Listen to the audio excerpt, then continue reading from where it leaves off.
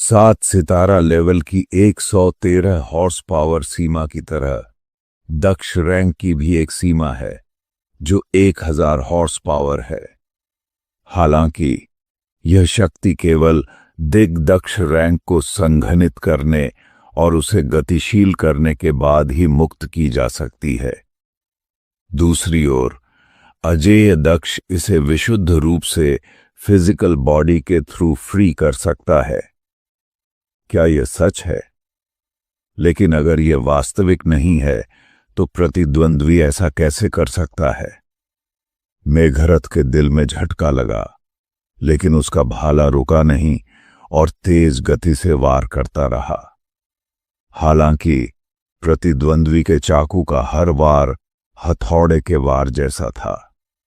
लगातार दर्जनों वार के बाद उसके मुंह से खून बहने लगा और वह और अधिक नहीं झेल सका। वह एक ही झटके में 600 हॉर्स पावर की ताकत पैदा कर सकता था, क्योंकि उसे दुर्लभ स्वर्गीय खजाने का उपभोग करने का मौका मिला था। फिर भी वह इसे लंबे समय तक बनाए नहीं रख सका। फिर भी उसके सामने खड़ा व्यक्ति 999 हॉर्स पावर का उपयोग करते हुए अभी भी शांत और तनाव मुक्त दिखाई दे रहा था, जैसे कि उसकी ऊर्जा कभी खत्म ही नहीं होगी। कोई आश्चर्य नहीं कि क्राउन प्रिंस इतना सतर्क था। कोई आश्चर्य नहीं कि सिल्वर स्टोन और दिग्विजय का कोई मुकाबला नहीं था। प्रतिद्वंद्वी ने अपनी ताकत अच्छी तरह से छिपाई। चूंकि तुम स्वर्ग के भाग्य का उपयोग कर रहे हो, इसलिए मैं भी करूंगा। मेघरथ ने अपनी भौहें उठाईं और उसके भाले की नोक जोर से हिली। पलक झपकते ही स्वर्ग की दिव्य ऊर्जा प्रवाहित हुई और भाले की गति ने साउंड बैरियर को तोड़ते हुए आगे की ओर दौड़ लगा दी। यह मायावंश शाही परिवार से स्वर्ग का भाग्य था। भाले की चमक तुरंत उसकी गति बढ़ा देती थी, जिससे साउंड बैरियर टूट जाता था। उससे अधिक शक्तिशाली अनगिनत लोग इस चाल से आसानी से मारे जा चुके थे। इतनी तेज गति देखकर विपिन को जरा भी डर नहीं लगा, बल्कि उसकी आंखें चमक उठीं। स्वर्ग का भाग्य जो उसने पहले देखा था, वह या तो विश्वासघात, मोह या बलात्कार था। सभी काफी असामान्य। हालांकि भाले की चमक एक बार समझ में आने के बाद भाले की गति को बढ़ा सकती है और युद्ध शक्ति को बहुत बढ़ा सकती है। अगर इसे आरव को कॉपी करके सिखाया जा सके तो यह निश्चित रूप से उसकी ताकत में काफी हद तक सुधार करेगा। यह सोचते ही स्वर्ग की नेचर की कॉपी करने की क्षमता सक्रिय हो गई। पलक झपकते ही 1,00,000 पुस्तकें झलकर राख हो गईं और एक लंबे भाले जैसी पानी की धारा में तब्दील हो गईं। इतनी बड़ी खपत! विपिन की पलकें फड़क उठीं। सौभाग्य से उसने अभी अभी 20 डेस्टिनी डिस्क खरीदी थीं, जो लगभग 2 लाख स्वर्ग की दिव्य ऊर्जा प्रदान करती थीं। अन्यथा वह इस स्वर्ग के भाग्य को दोहराने में सक्षम नहीं होता। अभी अभी बने लंबे भाले के आकार के जल प्रवाह को देखते हुए विपिन ने देखा कि किस्मत बदलने वाला काला अघोर चाकू टेक्निक या नेटवर्क ऑफ थ्रेड टेक्निक की तरह 1,00,000 स्वर्ग के दिव्य ऊर्जा को अवशोषित करने के बाद भी यह अभी भी कुछ हद तक कमजोर महसूस कर रहा था और किसी भी समय बुझ सकता था। क्या यह हो सकता है कि ईश्वर का पागलपन टेक्निक किस्मत बदलने वाले काले अघोर चाकू टेक्निक से बेहतर है? विपिन ने अनुमान लगाया। किस्मत बदलने वाले काले अघोर चाकू टेक्निक 50,000 स्वर्ग की दिव्य ऊर्जा के साथ अपना भ्रूण आकार बना सकता है, लेकिन ईश्वर का पागलपन को 1,00,000 प्लस की आवश्यकता होती है। क्या इसका मतलब यह है कि यह अधिक शक्तिशाली है? ये विचार उसके दिमाग में कौंधा और ये महसूस करते हुए कि यह इस तरह के चिंतन का समय नहीं था, विपिन ने अपने चाकू को हिलाया और आने वाले भाले की चमक की ओर वार किया।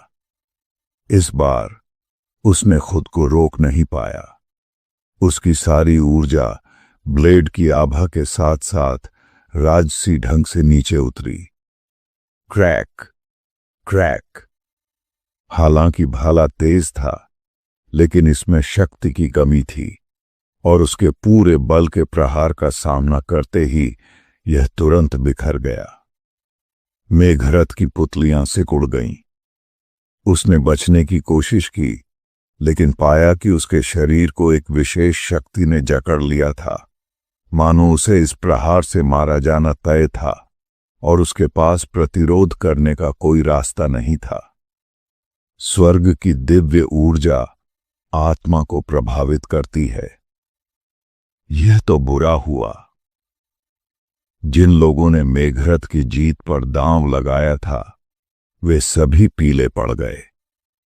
इस प्रहार की शक्ति को देखते हुए यदि यह वास्तव में जमीन पर पड़ता है तो न केवल संवेदी क्षेत्र का शिखर प्रतिरोध नहीं कर पाएगा, यहां तक कि दक्ष रैंक के शिखर पर कोई भी इसका सामना करने में असमर्थ होगा। चाकू ने मेघरथ पर वार किया, जिससे एक चमक सी चमक उठी। एक गहरे नीले रंग का कवच अचानक प्रकट हुआ, जिसने ब्लेड की आभा को अवरुद्ध कर दिया। इतना ही नहीं, साधारण स्टील टेम्पर्ड माचेटे अनगिनत टुकड़ों में बिखर गया, जो जमीन में धंस गए। यह कोल्ड नेदर आर्मर है। क्षितिज नगर के राजा ने वास्तव में कोल्ड नेदर आर्मर पहना हुआ है। क्या यह अभी भी जीवन मृत्यु का द्वंद्व है? यह धोखा है। वह एक युद्धोन्मादी के रूप में जाना जाता है, जो हमेशा दूसरों के साथ द्वंद्व युद्ध करना चाहता है, लेकिन जब वास्तव में लड़ने की बात आती है तो वह मौत से डरता है और कवच पहन लेता है। यह कैसे उचित हो सकता है? जब तक कवच सक्रिय है, तब तक वह व्यावहारिक रूप से अजेय है। वह पहले से ही अपराजेय स्थिति में है। यह दृश्य देखकर भीड़ में कोहराम मच गया। चूंकि यह जीवन मृत्यु का द्वंद्व है, इसलिए इस्तेमाल किए जाने वाले हथियार काले बाजार से मिलने चाहिए और लड़ाई को दिलचस्प बनाने के लिए कोई महत्वपूर्ण असमानता नहीं होनी चाहिए। कोई ऐसा अजेय रक्षात्मक कवच कैसे पहन सकता है? यह एक निष्पक्ष लड़ाई कैसे है? इतना शर्मनाक। मेघरथ का चेहरा थोड़ा लाल हो गया और उसने मुंह में खून थूक दिया। वे सही हैं। कवच पहनना वास्तव में अनुचित है। जैसे ही उसने यह बात कही, उसने कोल्ड नेदर आर्मर को हटाना शुरू कर दिया। कोई जरूरत नहीं, बस अपनी पूरी ताकत लगाओ। किसने कहा कि मैं तुम्हें सिर्फ इसलिए नहीं हरा सकता क्योंकि तुमने कवच पहना हुआ है? विपिन ने अपना हाथ हिलाया और आगे बढ़ गया। अब तक प्रतिद्वंद्वी ही आक्रमण कर रहा था और वह निष्क्रिय रूप से बचाव कर रहा था। अब अपनी असली ऊर्जा को सीमा तक प्रवाहित करते हुए वह पहल करने के लिए तैयार था। उसकी गति भी अविश्वसनीय रूप से तेज थी। उसके कदमों से हवा और गड़गड़ाहट की आवाज आ रही थी। किस्मत बदलने वाले काले अघोर चाकू टेक्निक के बिना तार्किक रूप से उसकी युद्ध शक्ति काफी कमजोर होती, लेकिन मेघरथ को एक ऐसी अनुभूति महसूस हुई जिसका विरोध करना ज्यादा मुश्किल था। Boom boom boom boom boom. एक पल में मेघरथ के कोल्ड नेदर आर्मर ने दर्जनों हिंसक प्रहारों को सहन किया। प्रत्येक एक ही स्थान पर गिरा। प्रत्येक में 1000 हॉर्स पावर थी, न अधिक न कम। उसका चेहरा लाल हो गया और उसने मुंह भर खून थूक दिया। कोल्ड नेदर कवच हमलों को रोक सकता था, लेकिन कवच से होकर गुजरने वाली शक्ति की शॉकवेव से उसे अभी भी असहनीय दर्द होता था। उसने सोचा था कि प्रतिद्वंद्वी केवल 1000 हॉर्स पावर की शक्ति जमा करने के लिए किस्मत बदलने वाले काले अघोर चाकू टेक्निक का उपयोग कर रहा था, लेकिन उसने कभी नहीं सोचा था कि प्रतिद्वंद्वी की शारीरिक शक्ति भी उस स्तर तक पहुंच गई थी। इसके अलावा उसके शरीर का हर हिस्सा इस शक्ति को मुक्त कर सकता था। उन्होंने इसकी प्रैक्टिस कैसे की? उसने अफवाहें सुनी थीं कि एल्डर भुवनेश्वर कामुक है। अगर हर जगह पर ऐसी शक्ति थी तो क्या औरतें मौके पर ही मर नहीं जाती? यह समझते हुए कि इस तरह के विचारों के लिए यह समय नहीं था, मेघरथ ने अपने भाले को फिर से उठाया और प्रतिद्वंद्वी के प्रहार को रोकने की कोशिश की।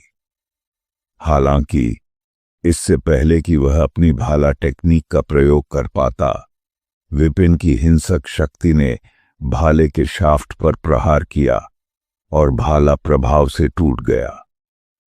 वह ऐसा कर सकता है, मैं क्यों नहीं कर सकता? मैं क्यों नहीं कर सकता? मेघरथ का चेहरा गुस्से से तमतमा उठा। उसने अपनी पूरी ताकत लगा दी। उसे हमेशा अपनी ताकत पर गर्व था और वह सेना में अपनी हिंसक कार्य प्रणाली के लिए जाना जाता था। शाही राजकुमारों में से सिर्फ क्राउन प्रिंस ही चुनौती था, कोई और उसका मुकाबला नहीं कर सकता था। लेकिन अब उसे पूरी तरह से दबाया जा रहा था। उसकी हताशा अकल्पनीय थी। ओरिजिन कोर से प्रचंड शक्ति उमड़ रही थी, जो उसके बिंदुओं में उबलते पानी की तरह थी, जो फूटने को तैयार लग रही थी, लेकिन हमेशा किसी महत्वपूर्ण जोड़ पर अटक जाती थी, जिससे बाहर निकलने में असमर्थ हो जाती थी। यह बाधा कई वर्षों से उसके मार्ग में बाधा बन रही थी और वह कभी भी इससे बाहर नहीं निकल पाया था। क्या आज भी इसे पार करना असंभव है? उसने दांत पीस लिए। ऐसे शक्तिशाली प्रतिद्वंद्वी के खिलाफ लड़ना सबसे अच्छा अवसर था। वह जानता था कि एक बार यह मौका चला गया तो शायद उसे ऐसा अवसर फिर कभी न मिले।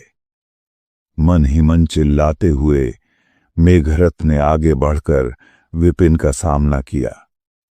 मुट्ठियां टकराईं और विनाशकारी बल पानी में फेंके गए पत्थर के समान था, जिससे लहरें पैदा हुईं। नहीं, नहीं, यह अभी भी काम नहीं कर रहा है। 100 से ज्यादा बार सेक्स करने के बाद मेघरथ को लगा कि उसके अंदरूनी अंग हिल रहे हैं और खून बह रहा है। उसे एहसास हुआ कि उसके शरीर के अंदर की रुकावट अभी भी एक अभेद्य दीवार की तरह थी, जिसे वह तोड़ नहीं सकता था। जैसे ही उसने सोचा कि वह फिर से असफल होने वाला है, विपरीत दिशा से एक धीमी आवाज आई। क्या आप आगे बढ़ना चाहते हैं? मैं आपकी मदद कर सकता हूं। जैसे ही आवाज समाप्त हुई, मेघरथ ने महसूस किया कि प्रतिद्वंद्वी की हमलावर शक्ति कोल्ड नेदर आर्मर की सुरक्षा को भेदकर उसके शरीर के एक विशिष्ट स्थान पर एकत्रित हो गई है। यह वही रुकावट थी जिसे वह दूर करने में असमर्थ रहे थे। एक ही झटके से वह अविचल स्थान ढह गया और उसकी आत्मा तुरंत ठोस हो गई तथा उसके पीछे एक राक्षस जैसी आकृति प्रकट हुई। ओरिजिन कोर का 3रा लेवल, अजेय दक्ष रैंक। उसने प्रतिद्वंद्वी की मदद से ही आक्रमण किया था। बुरा नहीं, बुरा नहीं। एक निजी कमरे में मेघ की आंखें चमक उठीं। अपने ब्राउजिंग इतिहास के आधार पर देखें कि हमारे पास कौन सी वैयक्तिकृत सामग्री है। इस छोटे भाई की सफलता ने माया राजवंश की समग्र शक्ति में एक और महत्वपूर्ण वृद्धि को चिह्नित किया। जैसे ही सफलता पूरी हुई, मेघ की आंखें तुरंत स्वीकृति से चमक उठीं। उसके छोटे भाई की उन्नति ने माया राजवंश की समग्र शक्ति में एक बड़ी छलांग का संकेत दिया। यह विजय का क्षण है। सुमन ने भी राहत की सांस ली। हालांकि उनके उत्साह के विपरीत दो हॉल मास्टर्स, तूफान और ऑडिन ने एक दूसरे को देखा। उनके भाव गहरे सदमे से भरे थे। किस्मत बदलने वाले काले अघोर चाकू टेक्निक का इतनी सहजता से उपयोग कर पाना यह साबित करता है कि यह निश्चित रूप से भुवनेश्वर है। लेकिन यह अपार शक्ति भी किसी ऐसे व्यक्ति के समान महसूस होती है जिसने वज्र शरीर टेक्निक में प्रशिक्षण लिया है। तूफान ने डेस्टिनी हॉल से रिकॉर्ड याद किया। जो लोग वज्र शरीर टेक्निक प्रैक्टिस करते थे, वे शराब पिए बिना, खून बहाए बिना, चोटिल हुए बिना और अपनी शुद्धता की शपथ तोड़े बिना अपने शरीर को प्रशिक्षित करते थे। दशकों तक वे अथक परिश्रम करते थे, अपनी मांसपेशियों की शक्ति का पूर्ण उपयोग करते थे, जिससे हर कदम अपनी अधिकतम क्षमता तक पहुंच सके। भुवनेश्वर माचेटे का अभ्यास करने के लिए जाने जाते थे, और फिर भी उनके बारे में इतनी सारी अफवाहें फैलीं कि वे कामुक थे।